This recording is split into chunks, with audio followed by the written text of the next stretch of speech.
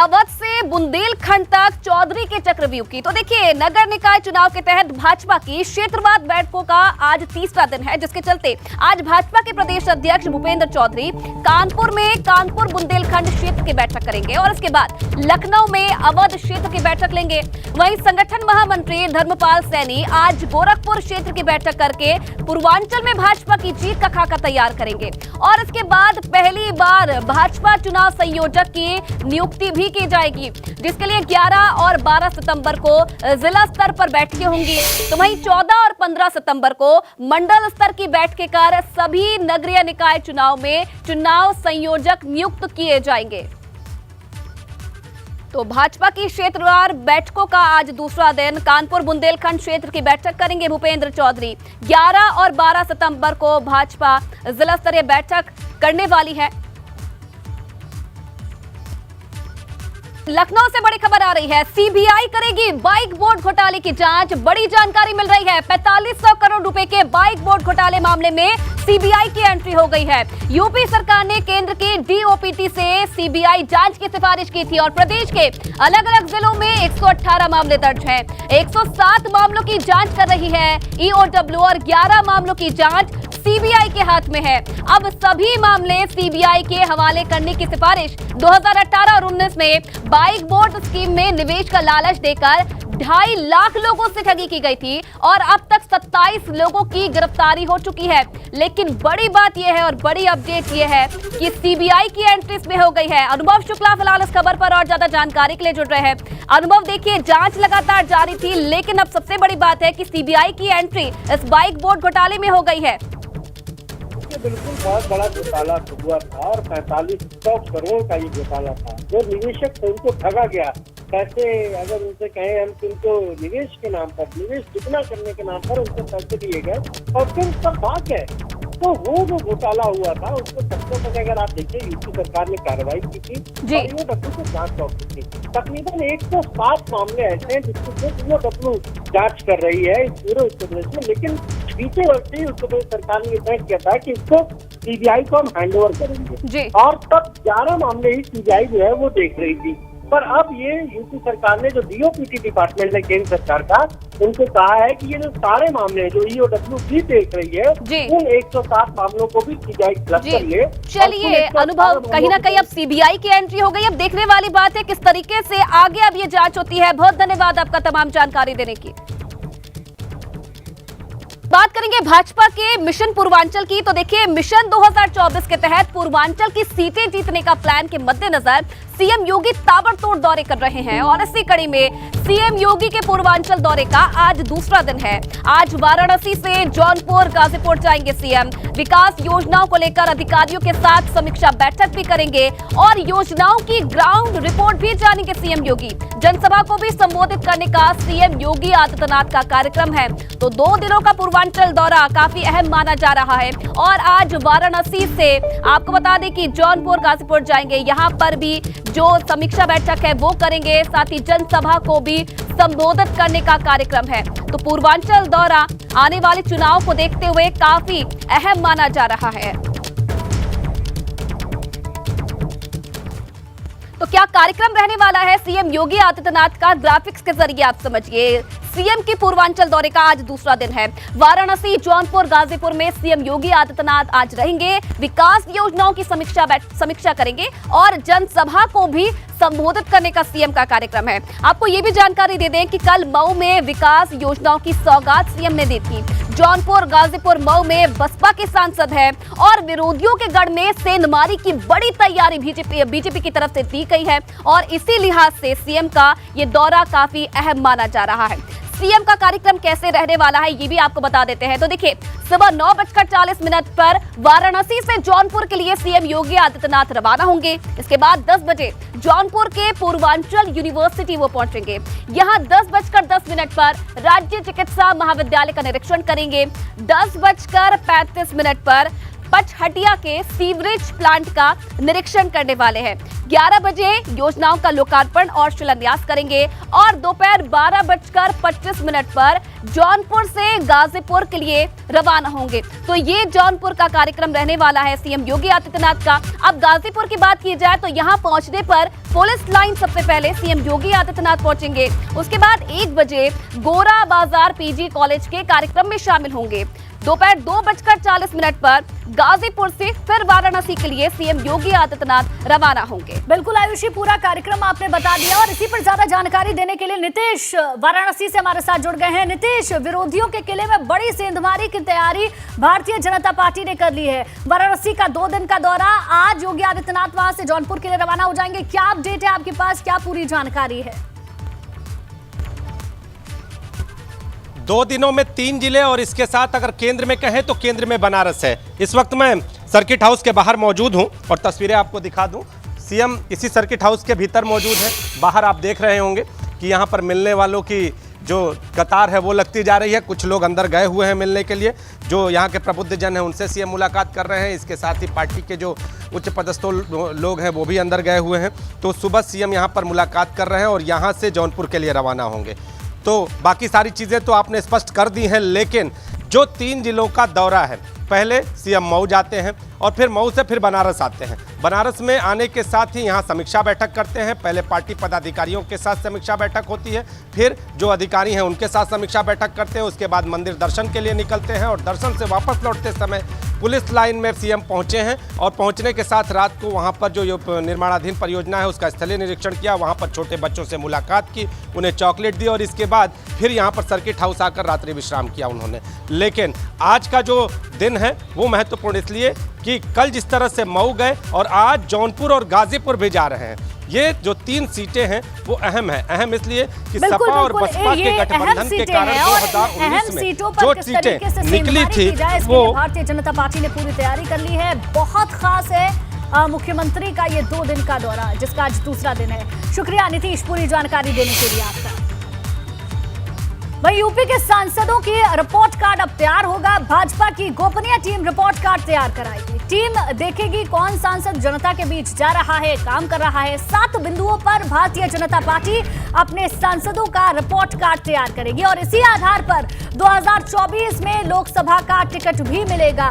तो लगातार चुनावी मोड में भारतीय जनता पार्टी रहती है और सर्वे भी लगातार जारी रहता है। 7 बिंदुओं पर भाजपा अपने सांसदों का रिपोर्ट कार्ड तैयार करेगी, क्योंकि 24 के चुनाव नजदीक है। ऐसे में तैयारियां भी उसको लेकर भारतीय जनता पार्टी ने शुरू कर दी है। अब किसको टिकट दिया जाए ये भी चुनावों से पहले बड़ी चुनौती होती है और इसको ध्यान में रखते हुए भारतीय जनता पार्टी सांसदों के रिपोर्ट कार्ड को तैयार करेगी और उसी के आधार पर 24 के लिए टिकट दिए जाएंगे। तो यूपी के सांसदों का रिपोर्ट कार्ड अब तैयार किया जाएगा। 7 बिंदु होंगे जिस पर भाजपा अपने सांसदों का रिपोर्ट कार्ड तैयार करने वाली है। गोपनीय रिपोर्ट के आधार पर लोकसभा का टिकट दिया जाएगा। गोपनीय रिपोर्ट तैयार की जाएगी। 7 दिन के अंदर कौन सा सांसद अपने इलाके में जाता है और कितने काम उसकी ओर से किए गए हैं, इन तमाम पहलुओं पर 7 बिंदु हैं खासतौर पर, जिसके हिसाब से एक रिपोर्ट तैयार होगी और उस रिपोर्ट के आधार पर ही आगे 24 के लिए लोकसभा के टिकट तय किए जाएंगे। और अविनाश हमारे संवाददाता ज्यादा जानकारी के साथ फोन लाइन पर जुड़ गए हैं। अविनाश, भारतीय जनता पार्टी हमेशा चुनावी मोड में रहती है और अपने ही सांसद और विधायकों का एक रिपोर्ट कार्ड भी तैयार करवाया जाता है, जिसके आधार पर हर एक पहलू को ध्यान में रखकर आगे के टिकट दिए जाते हैं। और अब बारी सांसदों की, क्योंकि लोकसभा चुनाव नजदीक।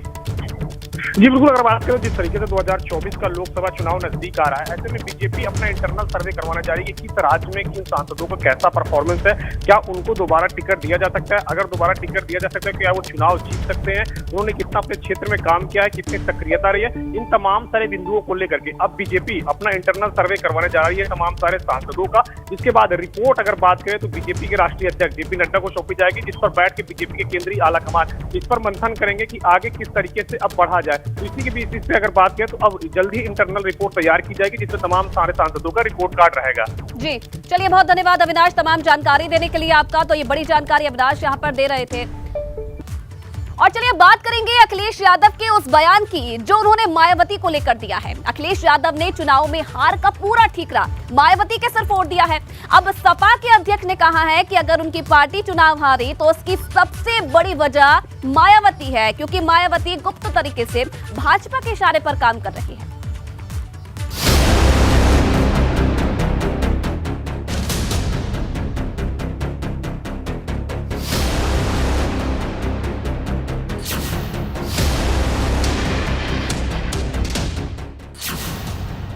सपा बसपा का झगड़ा 24 में होगा और तगड़ा।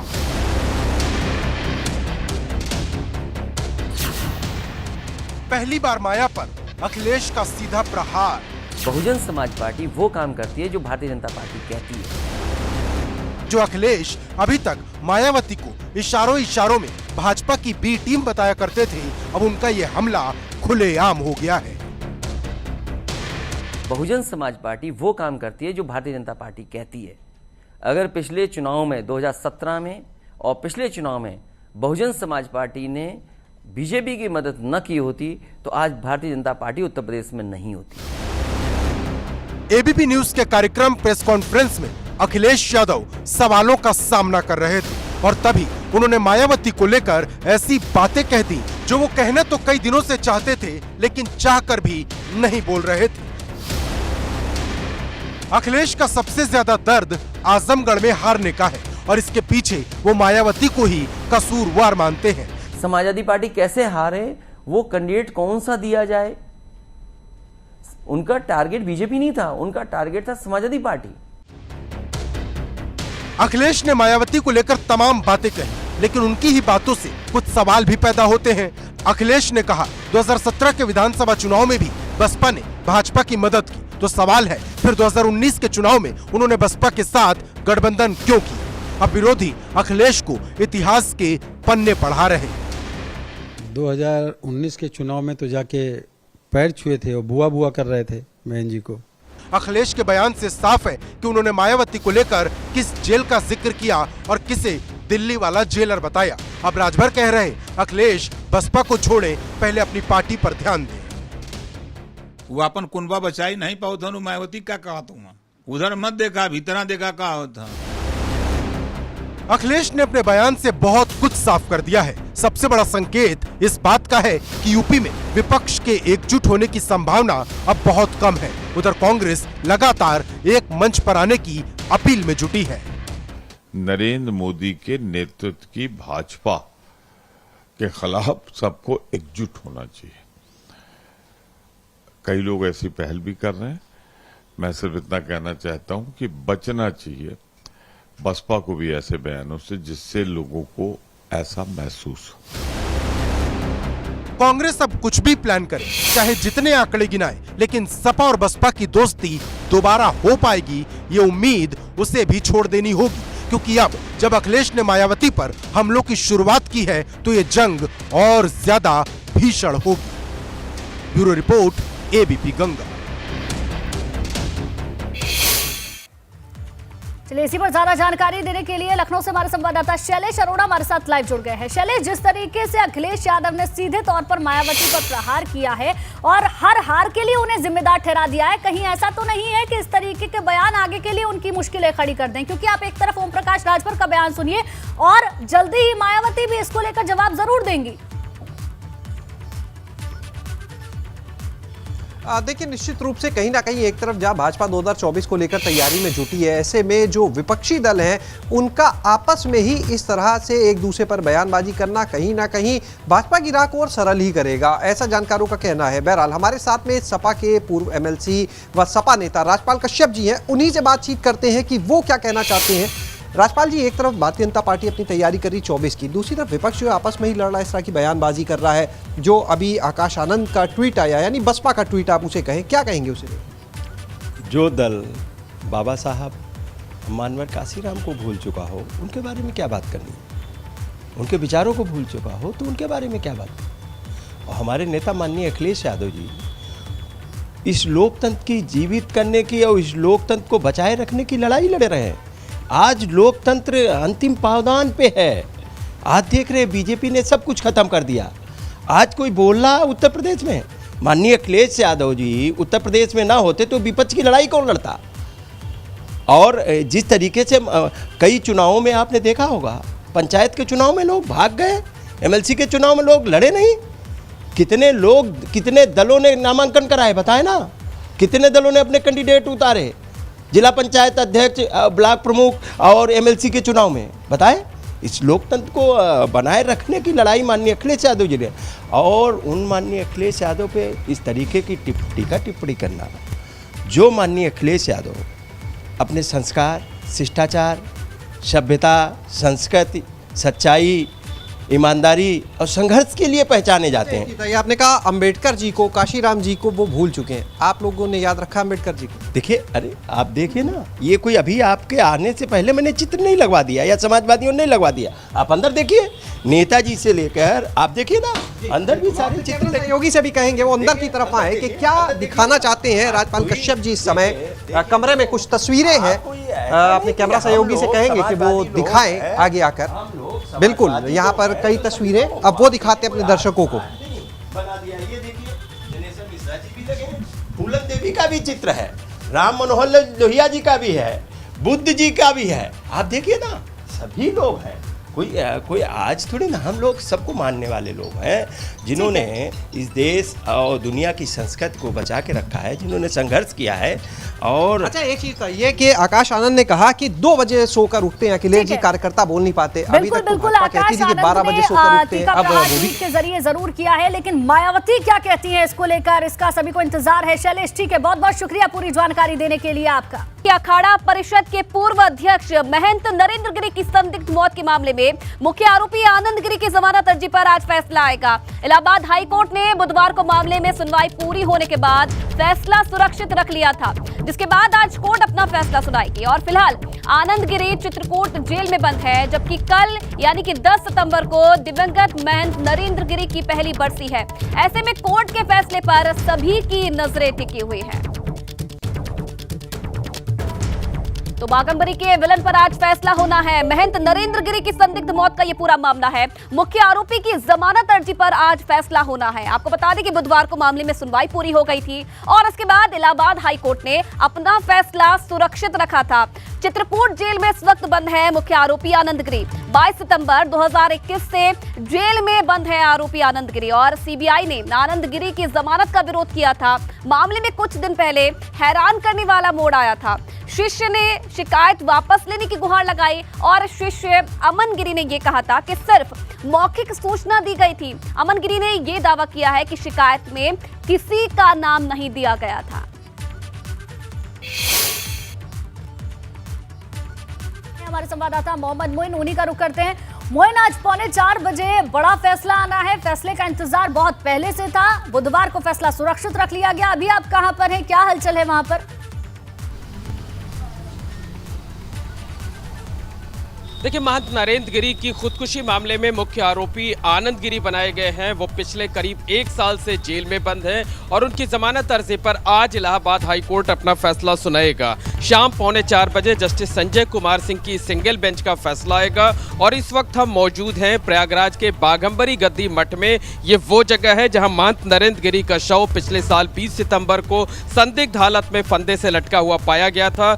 इसी जगह पर कल महंत नरेंद्र गिरी की पहली बरसी होनी है। आप देख सकते हैं कि जगह जगह बोर्ड लगे हुए हैं और ये जो पूरा बागंबरी मठ है तमाम मेहमानों के स्वागत के लिए तैयार है। रेड कारपेट मेहमानों के लिए बिछाया गया है। वहीं दूसरी तरफ जो मुख्य आरोपी हैं आनंद गिरी, उनकी जमानत अर्जी पर आज इलाहाबाद हाई कोर्ट अपना फैसला सुनाएगा। तकरीबन 9 महीने तक इलाहाबाद हाई कोर्ट में लंबी बहस चली थी। हर पक्ष ने अपनी दलीलें पेश की थी। सीबीआई और उत्तर प्रदेश सरकार ने जमानत अर्जी का विरोध किया था, जबकि आनंद गिरी के पक्ष में एक बात यह आई थी कि जो शिकायतकर्ता अमर गिरी थे उन्होंने इलाहाबाद हाई कोर्ट में हलफनामा दाखिल कर अपना केस वापस लेने की गुहार लगाई थी। अब देखने वाली बात यह होगी कि महंत नरेंद्र गिरी की बरसी से कुछ घंटे पहले आनंद गिरी को बेल मिलती है या उन्हें अभी कुछ दिन और जेल में रहना होगा। हालांकि महंत नरेंद्र गिरी अपने प्रिय शिष्य आनंद गिरी को बहुत मानते थे, लेकिन जो परिस्थितियां थी, जो हालात थे और जो सुसाइड नोट महंत नरेंद्र गिरी ने लिखा था,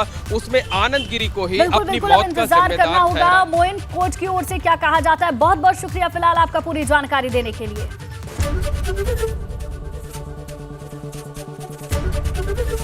एबीपी गंगा, खबर आपकी, जुबान आपकी।